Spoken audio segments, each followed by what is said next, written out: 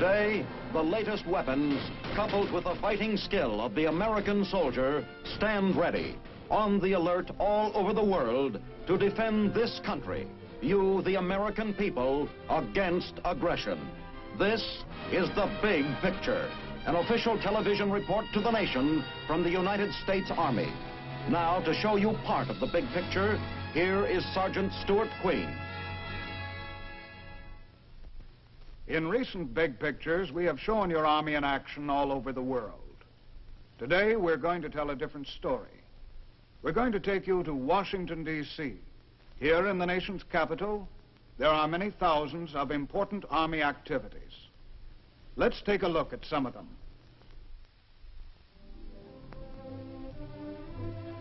This is the Washington we all know and recognize, the capital of our nation. The beautiful city with its famous landmarks. This is the visitor's view of Washington.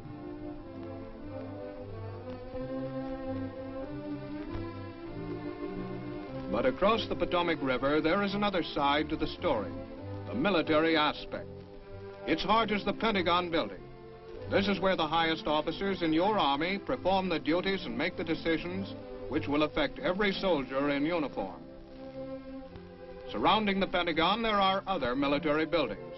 This is T7, headquarters for the Military District of Washington. Major General Stokes commanding. Let's go inside for a few words from the General. Ladies and gentlemen, welcome to the nation's capital and the Military District of Washington. I hope you will enjoy your visit with us. Although we will not be able to show you all of the interesting tasks performed by our soldiers, we have selected some of the highlights, which we think will have a special appeal to our big picture audience. You will find here in the shadow of the Capitol that the men and women of your Army are daily performing a great variety of interesting jobs. In some cases, they are perhaps unique in the Army.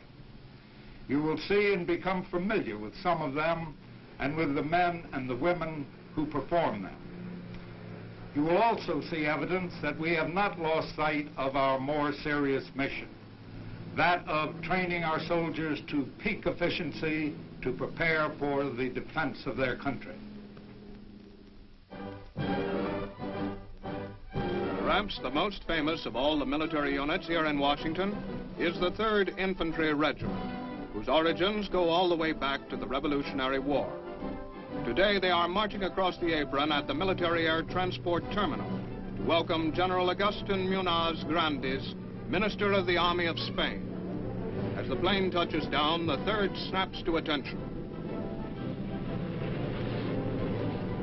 Whenever world figures come to Washington on affairs of state, our government must always be a good host. On such occasions, a great deal of the responsibility falls on this unique Army unit, for it is one of the many duties of the 3rd to welcome these important personages with honor and ceremony, to greet them in behalf of the United States.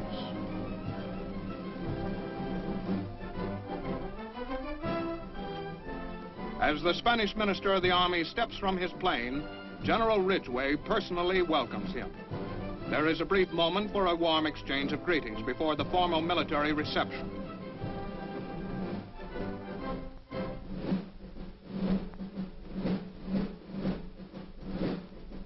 All the rifle butts slap as one, and the 3rd renders a salute to a military man from a friendly nation, and the honor is returned.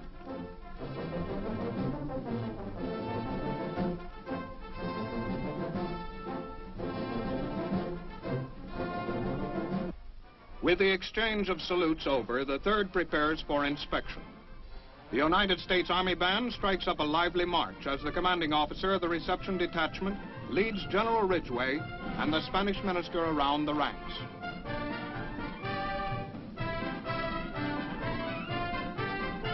Only hand-picked officers and men are to be found in the ranks of the 3rd. Serving in this regiment is a high honor, and it is not everyone who can qualify. Always in the public eye, appearance and deportment must be letter perfect. Such things are taken for granted in the 3rd. To the foreign dignitaries who see them, they represent the United States Army. They must be the best. The inspection over, General Grandis takes his leave of the detachment commander and heads for Arlington National Cemetery and the tomb of the unknown soldier. Here, he is destined to encounter another activity of the 3rd Infantry Regiment.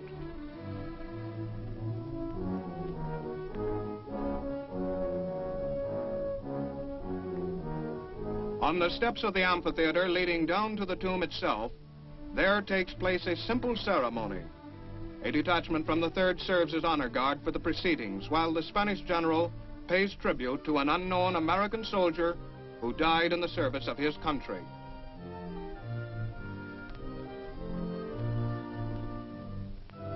The great of many nations have rendered such honor here, a tribute to an American soldier known but to God. The general departs, but let us stay and meet the soldiers who stand guard over this hallowed ground. Situated directly beneath the amphitheater is the tomb guard room. Waiting is part of any guard mount. But of course there are always chores to do too.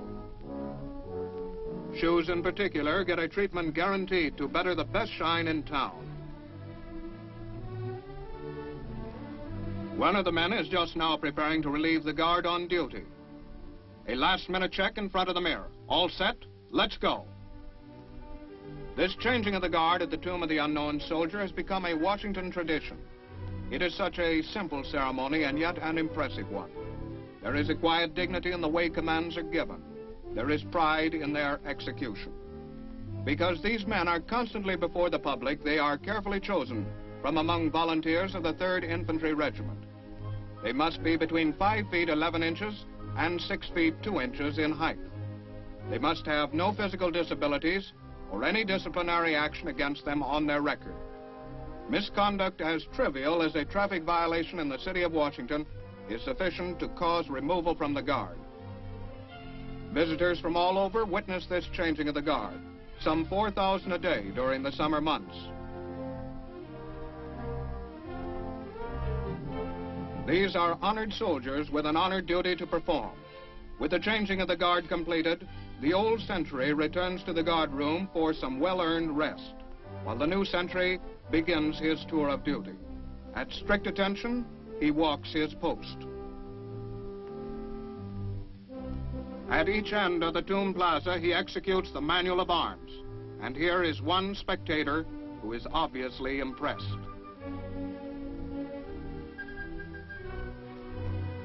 One hour on and 3 off, 24 hours a day.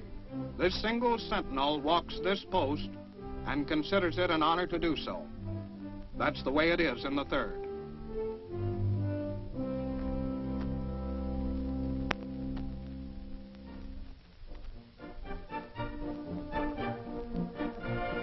This unique regiment has many duties and often participates in the varied activities of the nation's capital. For a real parade, they're a must. In inaugural parades, they serve as the Presidential Honor Guard. To the men of the 3rd, Pennsylvania Avenue is as familiar as the drill field back at their home station, Fort Myer, Virginia. But everybody has seen a parade. Let's go now and take a look at some of the more unusual activities of this unusual regiment. Our big picture cameras have now moved to historic Mount Vernon on the high bluffs just south of the city of Washington. Here you are about to meet the ceremonial color sergeants of the 3rd Infantry Regiment. Beside me is Lieutenant David H. Rumbold, Assistant Operations Officer of the 3rd Infantry Regiment. His family has been Army all the way. Lieutenant, I believe that your family, as a matter of fact, goes back to the Revolutionary days, and I can't think of anybody more qualified than yourself to explain the tradition behind this uniform which these members of the Ceremonial Color Guard wear today. Thank you, Sergeant. The uniform worn by the members of the Color Guard of the 3rd Infantry is an exact replica of the uniform worn by the enlisted men of the regiment in 1784. This is to remind the members of the old guard of the long and proud history of the 3rd United States Infantry Regiment. You'll notice that certain distinctive items of the uniform, such as the powder box, the canteen on the man's left side. The regimental crest of the 3rd Infantry is an infantry officer's cocked hat of the period 1784. The knapsack strap worn on the left shoulder of the uniform is a holdover from the War of 1812, when the 3rd Infantry stood up before the regiments of British and were marked only by this colors of buff and black, which are perpetuated today in the knapsack strap, a 1/4-inch strip of leather in the same colors of buff and black. Well, thank you for describing the uniforms. But what are some of the other traditions, Lieutenant, that characterize the 3rd Infantry Regiment? Well, during the Mexican War, the 3rd Infantry received the name of the Old Guard from General Winfield Scott.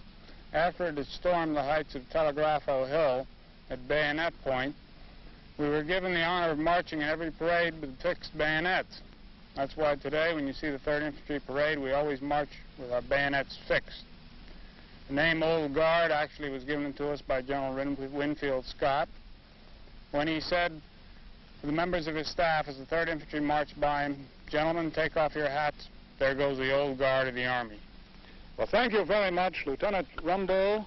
And we must travel along to visit other activities here in the Military District of Washington. Now, here is a job you wouldn't expect to find in our modern Army. And it's just about the only job of its kind left. But here at Fort Myer, it's a very important job. For stationed here is just about the only cavalry left in the American Army. 7 of these perfectly matched graves draw the caisson in full honor funerals at nearby Arlington National Cemetery. The caisson, too, gets its share of attention. Polish and elbow grease keep it in perfect order, for it bears the casket of the fallen hero. This is the caparison horse, riderless with cavalry boots turned backwards in the stirrups of an empty saddle. It follows behind the caisson in the funeral procession. We've now moved to a position immediately adjacent to Arlington National Cemetery here at North Post, Fort Myer. Off to my left is the cemetery, and we have asked the non-commissioned officer of a detail that has been on funeral duty over here in the cemetery to report to us at this position that we might be able to talk to him. He's due along here any minute.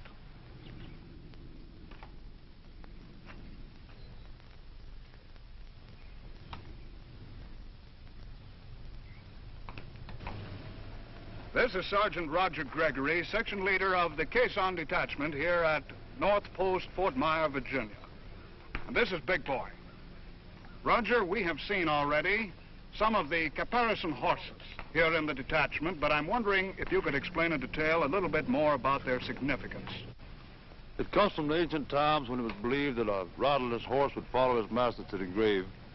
Actually, today it's a symbol of respect, used in funerals of cavalry officers and general officers. Well, how long have you yourself been with the detachment?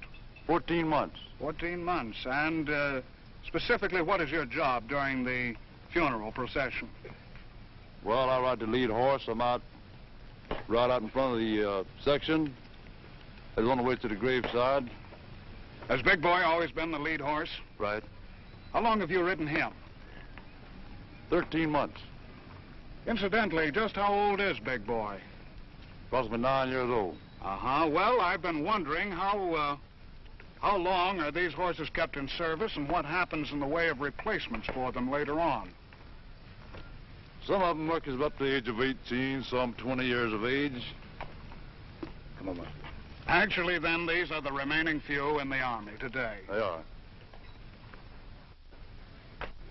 And so we have here today a living symbol in Sergeant Roger Gregory and Big Boy of the mounted service that goes back to the early days in the founding of our nation.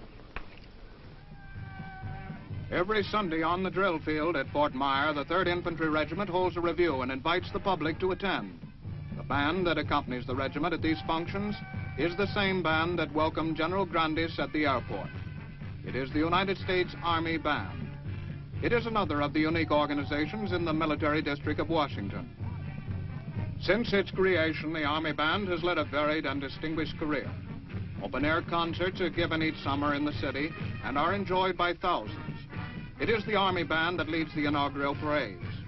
Besides these duties, it has represented the United States Army at many musical functions and celebrations throughout the world.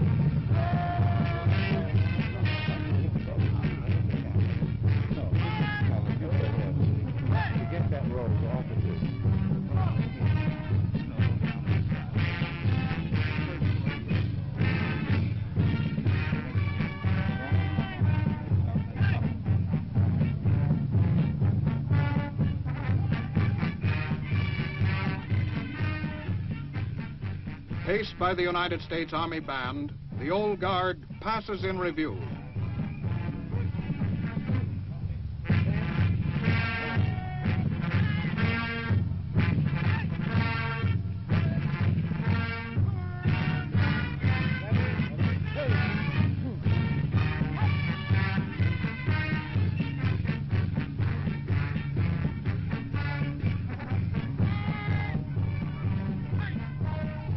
But not all the troops in the Washington area are stationed here for show and ceremony. Many fill jobs that are vital to the defense of the city. Let's visit with some of them. In the suburbs surrounding Washington, there are many anti-aircraft batteries such as this, ready for action 24 hours a day. Battery commander of Charlie Battery of the 14th Anti-Aircraft Artillery Battalion is 22-year-old Lieutenant David Lacey. Lieutenant, we have mentioned the overall picture of the Army Anti-Aircraft Command being our first line of defense. But just where does your battery fit into this picture? Well, Sergeant Queen, I would say that we here around Washington are in the last line of defense rather than the first. I say this because I feel that if the enemy is able to penetrate our other defenses and get through, then it will be up to us to protect the capital. Living here in the backyards of some of our neighbors in the residential area of our nation's capital, have you had an opportunity to become acquainted with them? Yes, we have. Even though, as you know, we have to stay only a few minutes away from the guns, we've found time to become quite acquainted with our neighbors. We have open house here at least once each year, where we invite the folks in and show them around the area. And we have a couple of ball teams who have practice on our diamond down here during the summer. You mean the teenagers have come over and joined some of the men here at the battery in playing ball? That's right, they have. Oh, good. And even some of the young fellows across the road have come over and played football with the guys here. And I think we are fortunate in having some very fine neighbors. This constant alert status, more or less, must keep the men pretty much on their toes. And I've been wondering, do they ever get an itchy trigger finger during these battle stations? No, they don't. We realize that that's a problem, however. So we have a schedule whereby each unit can go up to the firing range, which is in Delaware. And up there, the men can actually fire the guns and, as you might say, give that trigger finger a good workout. Well, I won't take up any more of your time, Lieutenant, but thank you for coming by for just a minute and filling us in on the details of your battery. You're welcome.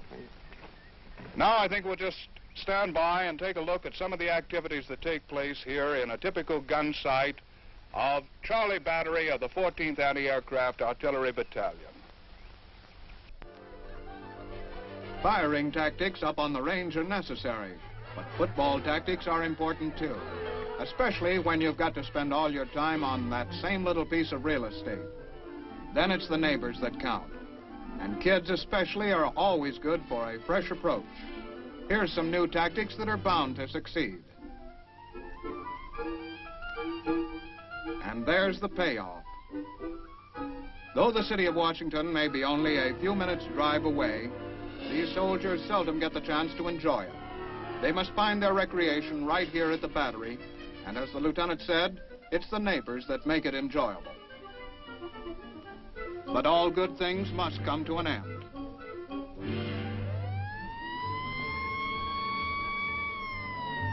Somewhere on the screen of an early warning radar set, an unidentified aircraft has been picked up. It is probably friendly, but it could be an enemy bomber. The AA command can take no chances. To these men, alerts such as this are routine. They happen every day. So far, they have always proved to be only an alert. But men and guns are ever ready.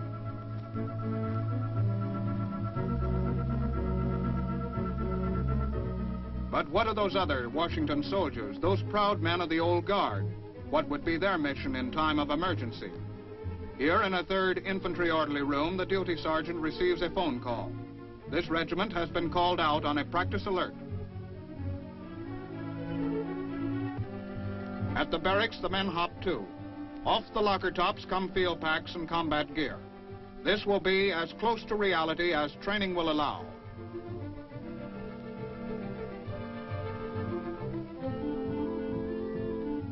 Over at battalion headquarters, the CO briefs his officers. This particular mission is carefully explained. Then the alert orders are given.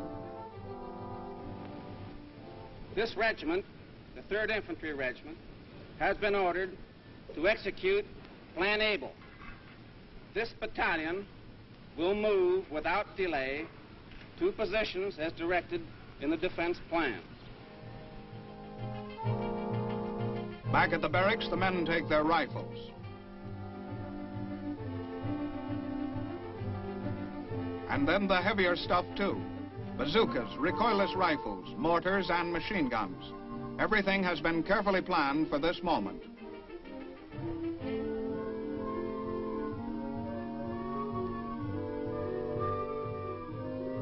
In an emergency as on parade, split-second timing plus teamwork pays off in performance. These are the same men, the ceremonial troops, the color guards, the sentries, and the caisson detachment. And those qualities that made them the best ceremonial soldiers make them the best combat soldiers, too. Down at the tank park, the alert is also sounded, and 3rd Infantry tankers prepare to move out.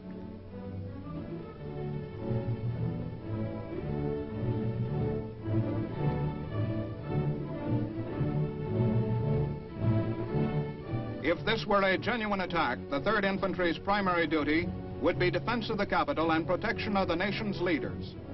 And so today they follow a prepared alert plan, simulating this mission. Heavy caliber machine guns are mounted, engines revved up, and communications tested. Old Guard tanks get ready to roll.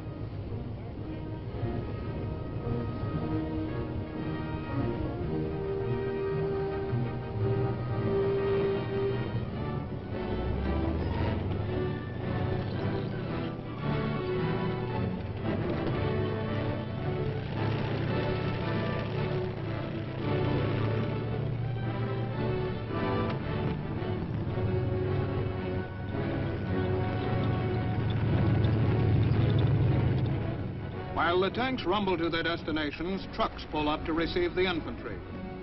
There is an attitude they've got here in the Old Guard. You begin to feel it after you've been around them for a while.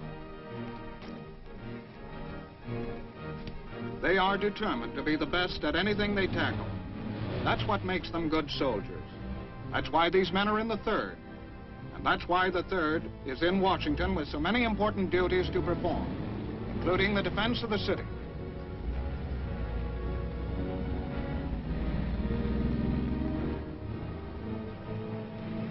With the Pentagon for a backdrop, tank elements race down the main highways to establish roadblocks at critical intersections. No tickets for speeding today. In the real thing, swiftness of movement would be essential.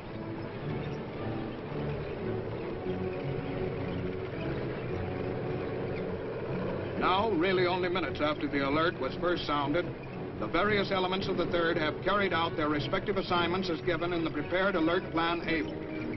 Tanks are eased into their positions for effective fields of fire. And now, with the nation's capital under the guns of friendly forces, the alert is over.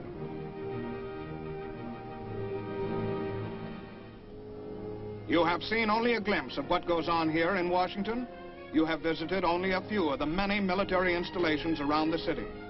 And now, every evening, the people who work in all these places go home to rest and recreation. But elsewhere, there are others who will not rest tonight. At the anti-aircraft batteries, the watch is kept. The guns point into the evening sky. They are still now, but always ready. The Pentagon is quiet, too. The offices are empty. The day's work is done. At the tomb of the unknown soldier, a solitary bugler sounds taps.